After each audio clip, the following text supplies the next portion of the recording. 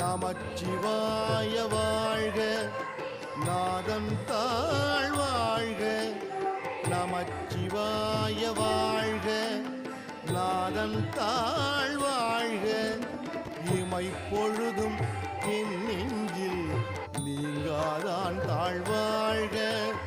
இமைப்பொழுதும் என் நெஞ்சில் நீங்காதான் தாழ்வாழ்க. கோகழி ஆண்ட குருமனிதன் தாழ்வாழ்க. கோகழி